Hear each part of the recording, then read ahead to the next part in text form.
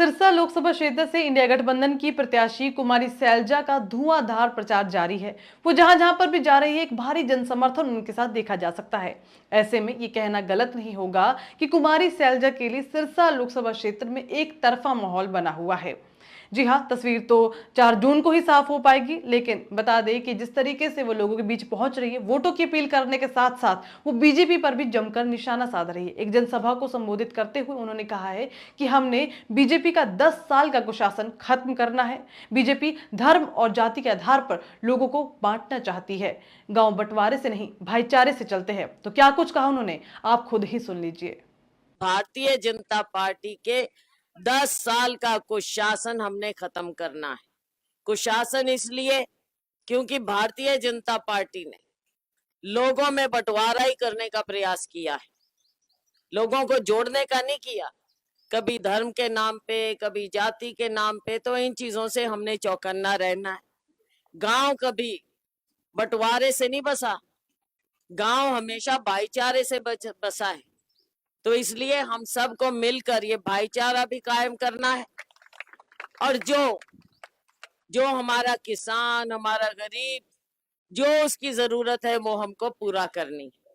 तो मैं आपको विश्वास दिलाती हूँ कि जो पहली बात, मेरे पिताजी स्वर्गीय चौधरी दलबीर सिंह जी के समय से मेरा आप सबका प्यार ये बरकरार है। दूसरी बात साथियों, हमारी पार्टी सत्ता में आएगी, हमारा गठबंधन सत्ता में आएगा, और ये दिन ब दिन लग रहा है। जो रिपोर्टें आ रही हैं, दिन ब दिन लग रहा है। एक तो रिपोर्टों से, और दूसरा ये लग रहा है कि जिस तरह से माननीय प्रधानमंत्री जी के भाषण अजीब अजीब होने शुरू हो गए। भाई, देश का प्रधानमंत्री भाषण देता है तो एक रुतबे से भाषण देता है। अब यहाँ पे तो सिर्फ 2 चीज दिख रही है, एक और अहंकार और दूसरी और बौखलाहट। कभी भैंस की बात करेंगे, कभी मंगलसूत्र की बात करेंगे। हमारे तो समझ नहीं आती कि वोट लेने के लिए आप अपने काम की बात करो, काम की बात तो करनी नहीं है। इन बातों पे आ गए। हर रोज जब भाषण देखते हैं हम, तो अजीब अजीब बातें नजर आती हैं, बेतुकी बात नजर आती है। तो गरीबों का, आम लोगों का भला किया नहीं। मैं आपसे वायदा करती हूँ, कांग्रेस पार्टी, हम अपना आपको 5 न्याय और 25 गारंटी का पत्र भी आपको दे रहे हैं। आप ध्यान से पढ़िएगा, क्योंकि कांग्रेस पार्टी जो कहती है वो करके दिखाती।